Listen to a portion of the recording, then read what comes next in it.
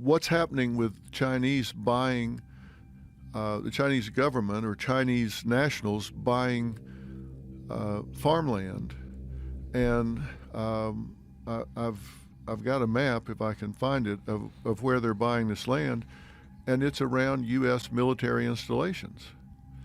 They're buying up land around U.S. military installations, and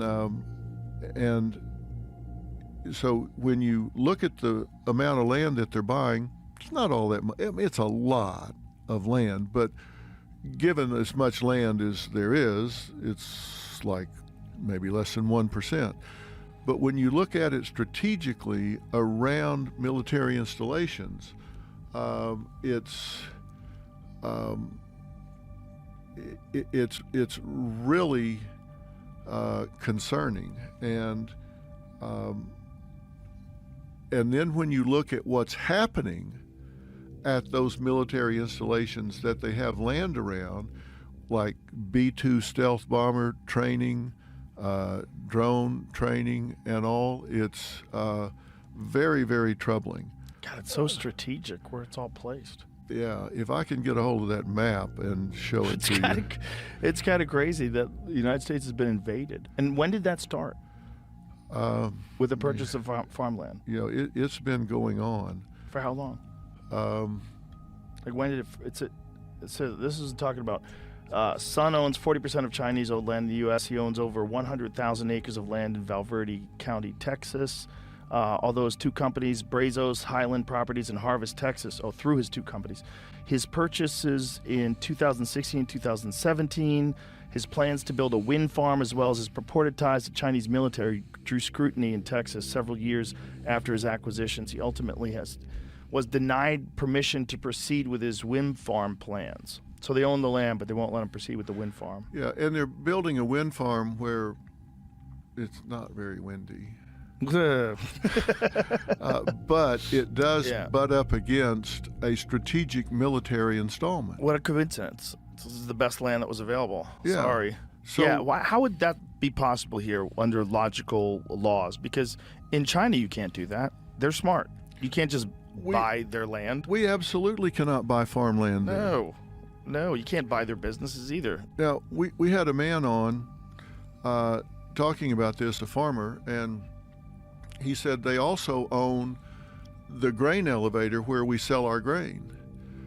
The Chinese own that. The Chinese government owns that. So, and I said Chinese government. Chinese own that. Now, is it the government? Is it a government agent who owns it? He said it's Chinese owned and controlled. If they decide to stop buying his grain, I said, what happens? He said, well, fucked. We're out of business. Yeah. And then you take that, on top of that, the topsoil crisis in this country. Yeah. They've got like 60 more crops left. Yeah. Unless they do something radical to change it. And again, I want to be real careful about how I talk about this, because I'm not trying. Look, we have so many Chinese Americans here that are wonderful people that contribute so much. I don't want to say anything to create any animus against these people or Chinese people in general. So many of these people are trying to get away from the Chinese Communist Party. They're just trying to get away from them. How they're getting out, I don't know. It's a long way, and it's expensive, and you don't just wake up in China and say, I think I'll take a vacation. That's not how that works. You got to get a visa, right? You got to get permission to leave. You got family back there.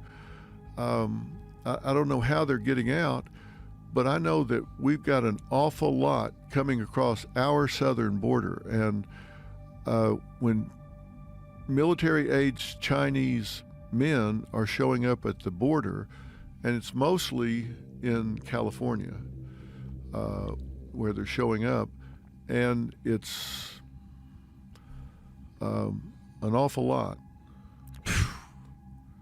You really, wild. You really have to wonder.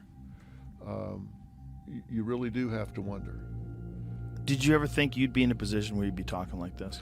No. Because it sounds conspiratorial, right? It does sound conspiratorial, and I deal with psychological issues, But these are issues that are on people's mind now. They're saying, I'm anxious about this. It bothers me.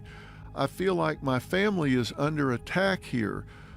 We don't have the peace of mind that we used to have. We don't have even farmers are saying, this is troubling to us. We don't know what to do about this. Yeah. We don't know how to feel about it. We don't know what to say about it. And nobody's talking about this. Well, I'm talking about it. Well, I'm glad you are.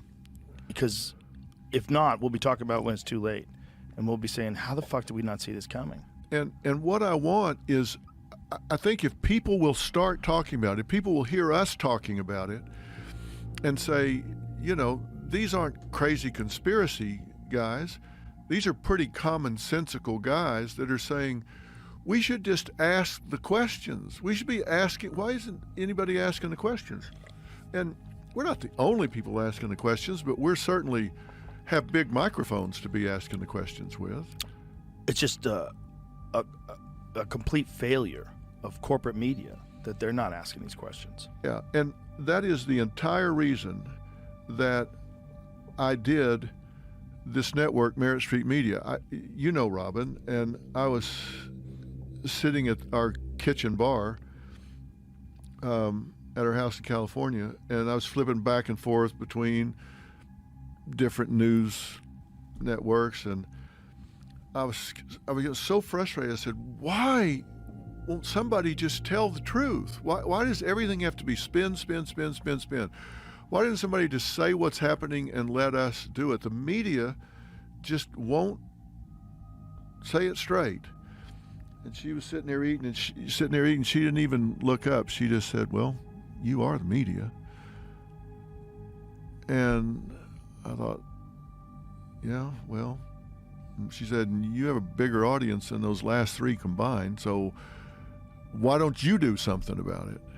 And it really kind of hit me hard, and I thought, why don't I do something about it? I mean, why don't I create a platform to just ask the questions and tell the truth without all the spin and let people make up their own mind? I mean, somebody needs to say, have you thought about, or did you know that last year 33,000 plus Chinese came across the border illegally? Did you know that? And I just want you to know, and do with it as you will. And if it causes you to start asking questions and writing your congressman or asking questions of them, then great. But you ought to at least know this is happening. I don't want you to come up 5 years from now and say, well, nobody ever said anything to me. Well, yeah, they did. I raised my hand and I said it. And maybe it'll cause somebody else to say it, and somebody else to say it. Has anybody had a conversation with you about this that has an opposing perspective? Oh, of course. I mean, what is their perspective? Their perspective is these aren't illegal immigrants. You can't. That's not kind to say they're illegal. Okay. Well, we've always used that term for lack of a better term. Well, okay, so undocumented. What do you want to call them? Well, that's unkind. They're migrants, and I understand they want to be here. I don't begrudge them that. If I was living over there, under an oppressive government like that, I would want to be gone, and I totally get it. I would want to be out of there. I really do. I get that. But that doesn't change the fact that we have to pretend that we don't know what's going on. We need to be aware of it. And if it means that we need to say, look, this is concerning. We shouldn't be selling farmland around military installations. There's a lot of land to buy. Wonder why they're buying it right up against military installations. Have any politicians talked about this? Has Trump ever talked about this? Not that I am aware of. Why would that not be something he would bring up? Well, you would certainly think he would. Yeah. I mean, I know he's talked about the border, but I don't think he's talked about it in depth. Is it possible that he's not aware of it as far as the way you're aware of it? God, how could he not? How could he not be? But then again, the guy's got like 5 legal cases going on. He's running for president. He's selling sneakers. Yeah. See his sneakers? No, I saw fresh. that he was I'm selling. getting a pair for Tony Hinchcliffe. They're perfect for him. They're gold. They're gold sneakers. He's got like 3 pairs. One's white, one's red. Yeah. Wow, that's rough. But hey, stop it, Jamie. $400? That's like expensive. Oh, I heard there was 5,000. That's what I think they're already sold out. They're selling them online for $5,000.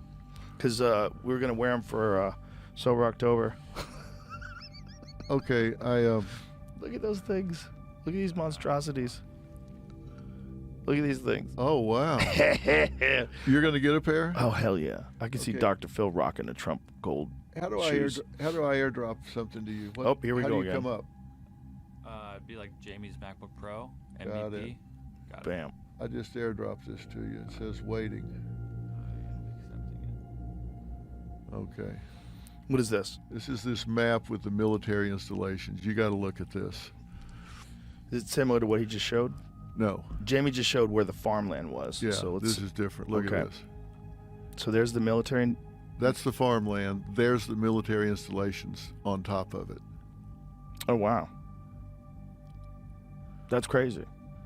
Look at that. Now, is that? Look how much farmland they have. But is that accidental? Come on. That's not random. It doesn't seem too random, but it also seems amazing how much farmland they have. Yeah. Was this always legal? Is that the part of the problem with our open society? That any foreign country can come over here, any foreign investor can come over here and buy land? Well, I thought there was restrictions on what foreign entities could buy. So number 1 is Canada. Canada has the most farmland. They own 12.8 million acres here. Netherlands owns 4.9. Italy owns 2.7. UK 2.5. Germany 2.3. And China 380,000. 380,000. And this is as of 2023, Summer. June of last year. Yeah, it seems pretty strategic where it's owned. Yeah. Yeah, because if you put that back up for a second, let me tell you what's at some of these places. What it says right at the beginning is Land near the Air Force Base in Grand Forks, North Dakota, sending lawmakers into a frenzy in 2021. Yeah, there's another thing that Mike Baker, who's from the CIA, had brought up, is that one of the things that they're doing is selling cell phone tower equipment and selling routers and undercutting other companies and making like really good deals so they can set up these cheap routers and cell phone companies. And a lot of these have been proven, especially with the company Huawei, right? When they outlawed Huawei from selling phones in this country. Yeah. They were proven that some of their technology has third-party access. They can do things and siphon information and perhaps even intercept cell phone signals. Yeah. Well, at that where they bought in Utah, it's the largest supersonic authorized restricted airspace in the United States. They've got land right next to it. Whitman Air Force Base, B-2 Spirit Stealth Bomber Base, missile and drone operations, MQ-9 Reaper, Global Strike Command, 3 intercontinental ballistic missile wings, and they're right next to it. Fort Liberty, they're right next to it. I mean, all of that stuff. Why would you want your biggest global threat next to those? You have no idea what they have there. I don't play StarCraft, but I imagine if I was watching someone play StarCraft and all this was setting up, I'm like, oh, they're going to get smoked. Yeah, it's just... It's insane. I think you got to be concerned. But it's just weird that it's legal. It really is. It's really weird, and especially given what we know about Chinese corporations, that they are a part of the government. They work hand in hand. They don't get to be independent. Yeah, and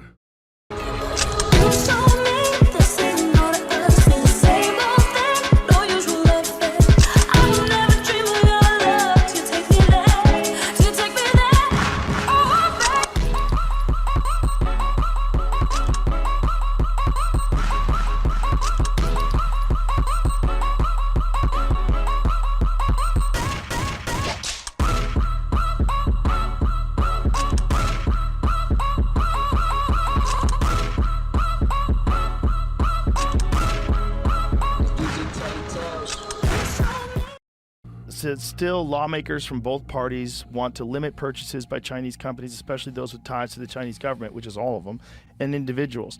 To this end, there are several bills in Congress aimed at limiting Chinese ownership. Separately, the Biden administration is tightening its rules over who can buy land near military bases.